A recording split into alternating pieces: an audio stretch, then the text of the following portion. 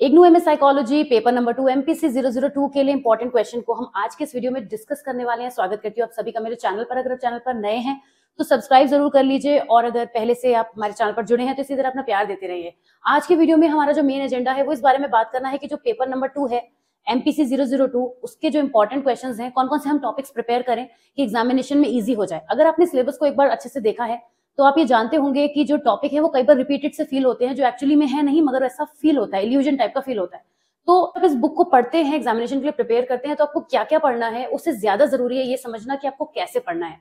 अगर आप ये ट्रिक समझ गए कि आपको किस तरह से पढ़ना है तो ट्रस्ट मी आप एग्जामिनेशन में बहुत इजीली सारे क्वेश्चन को सॉल्व कर पाएंगे। तो बिना किसी डिले के मैं क्विकली वीडियो की बिगनिंग करती हूँ, क्योंकि मैं आपको ये भी बताने वाली हूँ आज का वीडियो डिफरेंट है। हमने इससे पहले फर्स्ट पेपर और थर्ड पेपर की बात की है इंपॉर्टेंट क्वेश्चंस की, वहां पे हमने दूसरा अप्रोच अपनाई थी, क्योंकि हर एक जो पेपर है वो डिफरेंट तरीके से पढ़ा जाएगा, डिफरेंट तरीके से समझा जाएगा। तो आज का जो हमारा ये वीडियो है इसमें मैं आपके लिए कुछ इंपॉर्टेंट टॉपिक्स तो लाई ही हूँ, जैसे पहले के वीडियोस में भी लेके आ रही थी।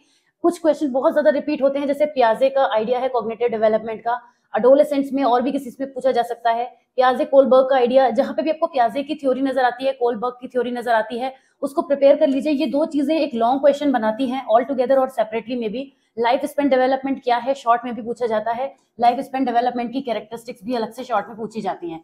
शॉर्ट में काफी क्वेश्चन पूछे जाते हैं। इसके अलावा इंफॉर्मेशन प्रोसेसिंग थ्योरी है कॉग्निटिव डेवलपमेंट की, ये टॉपिक आपको पढ़ लेने हैं। ये सब लॉन्ग वाले ही हैं, सब लॉन्ग वाले टॉपिक हैं। ये जो आपको नजर आ रहा है ना, ये बहुत इंपॉर्टेंट है। एक क्वेश्चन पूरे पेपर में, वो भी लॉन्ग में, अगेन मैं यहाँ पे ज्यादातर लॉन्ग पे फोकस कर रही हूँ, क्योंकि जब लॉन्ग प्रिपेयर हो जाते हैं तो उसके बाद शॉर्ट और सेक्शन बी वाले क्वेश्चन तो इजीली निकल ही आते हैं।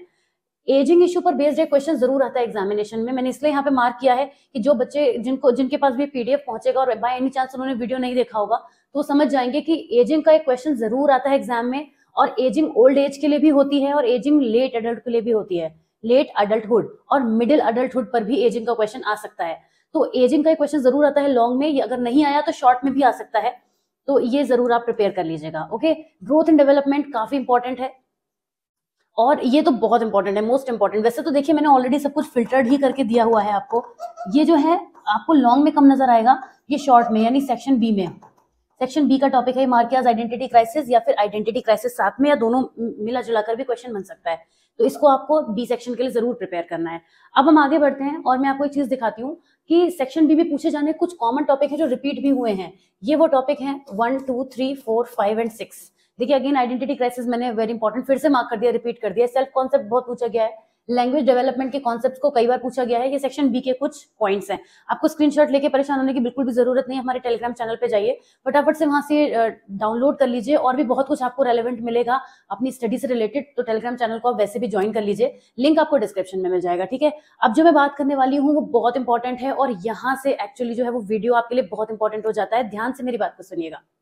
10th पॉइंट मैंने लिखा है कि डिफरेंट टाइप ऑफ इन्फ्लुएंस और development under different stages of development. यहाँ पर बनते हैं 4 to 5, 6 क्वेश्चन। ये कोई छोटी बात नहीं है कि मैं आपको ये बता रही हूँ कि वो टॉपिक जिससे मैक्सिमम 4 से 5, 6 क्वेश्चन तक पूरे पेपर में ऑल टुगेदर सेक्शन ए और सेक्शन बी मिलाकर, सेक्शन ए और अभी मैं सी की तो बात ही नहीं कर रही हूँ, सेक्शन ए और सेक्शन बी को मिलाकर 4 से 5 या 6 क्वेश्चन आते हैं। अब जो मैं टॉपिक आपको बताने जा रही हूँ तो ये बहुत इंपॉर्टेंट है।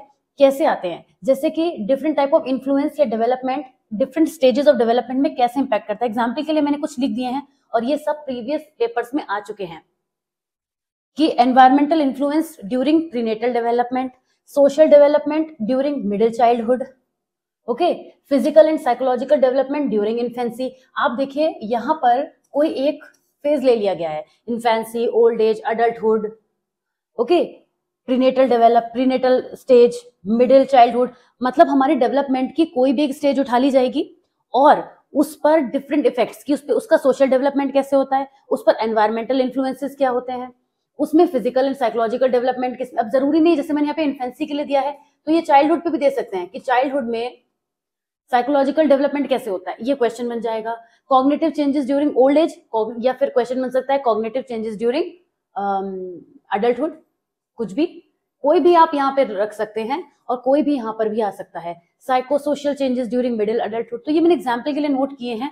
यहीं से अकेले इसी टॉपिक से इस तरह के क्वेश्चन आपके पूरे एग्जाम में 4 to 5, 6 और ज्यादा भी हो सकते हैं, 7 तक भी हो सकते हैं, क्वेश्चन जरूर आएंगे। एक कुछ साल के पेपर्स तो ऐसे थे, क्योंकि मैंने बहुत रिसर्च करके आपके लिए बनाए हैं सारे इंपॉर्टेंट क्वेश्चंस, बहुत सारे पेपर्स की प्रीवियस स्टडी करी है, मेहनत लगी है काफी ज्यादा, तो ये बहुत ही ऑथेंटिक है जो मैं आपके लिए वर्क करके लेके आई हूँ।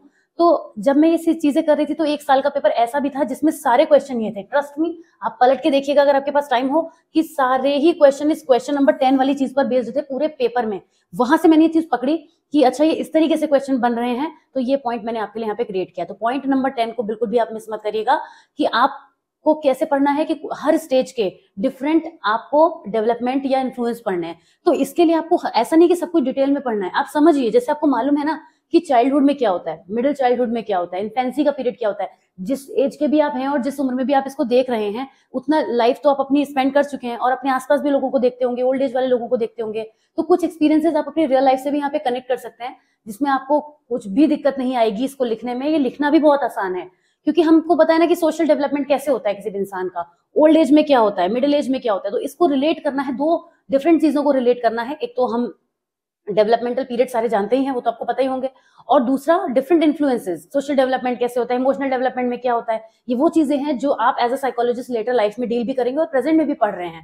तो ये डिफिकल्ट नहीं है, इसको डिफिकल्ट मत समझिएगा। मैं तो ये सोच रही हूँ कि जिस साल इस तरह का पेपर आया था, उस साल तो मजे आ गए होंगे बच्चों के इस तरह से लिखने में, क्योंकि उनको अगर वो लॉजिक समझ गए तो वो इजीली कर लेंगे। चलिए वीडियो को लेंदी नहीं करती हूँ, लंबा नहीं करती हूँ, ये सारे पॉइंट्स आपके लिए इंपॉर्टेंट है और यही बस आज का वीडियो था जो मुझे आपके लिए क्रिएट करना था और एक्सप्लेन करना था।